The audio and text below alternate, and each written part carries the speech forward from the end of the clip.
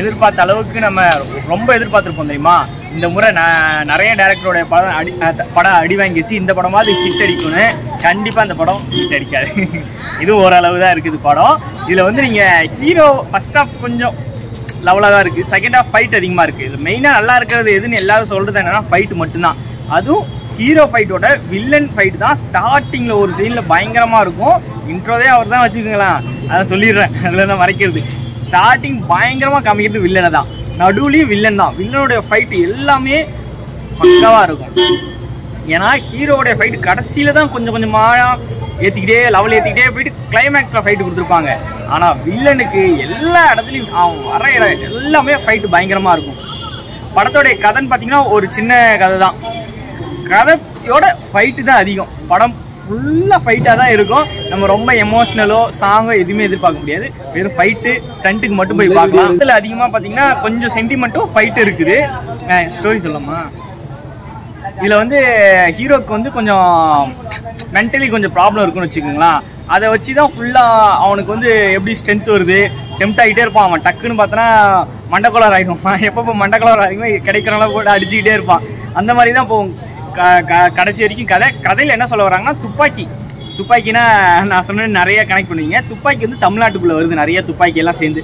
அதை எப்படி தடுக்கிறாங்க எண்ணெய் கூட சேர்ந்துக்கிட்டு, அதுதான் ஃபுல் கதை. கடைசியில் அந்த துப்பாக்கியை எப்படி தடுத்தாங்களா இல்லையா அதுக்கு ஒரு பாயிண்டாக வச்சுக்கிறது ஹீரோயினை வச்சுருக்காங்க. ஏன்னா இப்போ அவனுக்கு யாருமே இல்லைன்ற போது ஹீரோயினியை வச்சு தான் அவன் வந்து பிரெயின்குள்ளே வந்து அவனுக்கு பவர் வரும். எப்படின்னா அவனை ஹீரோயின் யாராவது திட்டாங்க அடிச்சுட்டாங்க அப்படின்னா உடனே பையனுக்கு வந்து கோவம் வந்து அடிக்க ஆரம்பிச்சிடும். அந்த மாதிரி வில்லன் கடத்திட்டு போயிடுவான். அதுக்கப்புறம் பிடிச்சி விளாசது தான் வேலையை வச்சிருப்பான். போலீஸாலே கண்டுபிடிக்க முடியாது, இவன் கண்டுபிடிச்சிருவான் போயிட்டு ஹீரோ போயிட்டு. அப்படிதான் ஃபுல் கதையும் வந்திருக்கும். நம்ம வந்து ஒரு முறை பார்க்கலாம் படத்தை. ஃபைட்டு ரொம்ப பிடிக்கும் அப்படி இருக்கவங்க வந்து பார்க்கலாம். நம்ம ரொம்ப எதிர்பார்க்குற அளவுக்கான இது வந்து இந்த படம் வரல. ஒரு முறை பார்க்கலாம். ஃபைட்டு சின்ன பசங்களுக்குலாம் ரொம்ப பிடிக்கும். ஏன்னா நிறைய ஃபைட்டு வந்துக்கிட்டே இருக்குமா, சின்ன பசங்க ரொம்ப ரசித்து பார்ப்பாங்க.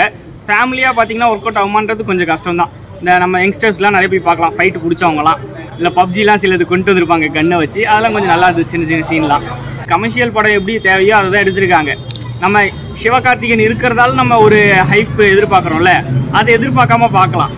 ஏன்னா அவருக்கு பிஜிஎம்மே இன்னும் நல்லா போட்டுக்கலாம்னு நினைக்கிறேன். பிஜிஎம்மே அந்தளவுக்கான பிஜிஎம் இல்லைனா நார்மலாக பார்க்குறவங்க சில பேர்லாம் சொல்கிறாங்க தான். அதுக்கு எனக்கு என்னுடைய பர்ஸ்பெக்டிவ்ல வந்து கொஞ்சம் இன்னும் பிஜிஎம் நல்லா போட்டுக்கலாம். ஏன்னா இதுக்கு முன்னாடி இருக்க அனிருத்தோடைய பிஜிஎம் சூப்பர் ஸ்டார்க்கெலாம் பயங்கரமாக வருது பிஜிஎம். ஆனால் சிவகார்த்திகேயனுக்கு அந்த ஃபைட்டு கம்பேர் பண்ணும்போது கம்மியாக தான் இருக்குது. வில்லனுக்கெல்லாம் பயங்கரமாக போடுறாங்க பிஜிஎம். வேறு யாருக்கா ரோல் பெஸ்ட்டாக இருக்கா படத்தில்? இல்லை, 3 பேர் தான். வில்லன் ஹீரோ 4 பேர். ஹீரோயினி வில்லன் 2 வில்லன் இருப்பான். அப்புறம் என்ஐ ஆஃபீஸர், அவ்வளோதான். இவங்களுக்குள்ளே தான் நம்ம ஃபோக்கஸ் எல்லாம் போகும். இவங்க 5 பேரை தவிர மற்ற ஸ்க்ரீனில் யார் இருந்தாலுமே நமக்கு மனசிலும் பதியாது, கண்ணும் போகாது. இவங்க 5 பேர் தான் சுற்றி இந்த 5 பேருக்குள்ளே தான் வரும். அந்த டீமு இவங்க ஹீரோயினி ஹீரோ திரும்பி வில்லன் திரும்பி என்ஐ ஆஃபீஸர் இவங்களுக்குள்ளே தான் சுற்றி வரும். மற்றபடி வெளியே எங்கேயுமே போகாது கதை. அதனால நம்ம பெருசாக இருக்காது. ஃபர்ஸ்ட் ஹாஃப் கொஞ்சம் லேக் அடிக்கிற மாதிரி இருக்கும். செகண்ட் ஹாஃப் ஃபுல்லாக ஃபைட்டில் கொண்டு போயிட்டாங்க. இது மெயினாக இந்த படம் ஃபைட் நல்லா இருக்குது. ஸ்டண்ட் மாஸ்டர் தான் சரி. ஏன்னா எல்லாமே புதுசாக ட்ரை பண்ணியிருக்காங்க. ஸ்டண்ட்டு எல்லாமே டிஃப்ரெண்ட் ஸ்டைலில் டிஃப்ரெண்ட்டாக தான். ஏற்கனவே பண்ணதும் பண்ணல. எல்லாமே இப்போ கன் ஷூட் இருக்குன்னா அதுலேயே ஒரு டிஃப்ரெண்ட் ட்ரை பண்ணியிருப்பாங்க. ஒரு விரலில் சுடுவாங்க வில்ல கன்னே. அந்த மாதிரிலாம் நிறைய புதுசாக ட்ரை பண்ணியிருக்காங்க ஸ்டண்ட்டில் தான். ஸ்டண்ட்டாக பார்த்தீங்கன்னா பக்காவாக இருக்குது. 100% ஸ்டண்ட்டு தான் பயங்கரமாக இருக்குது.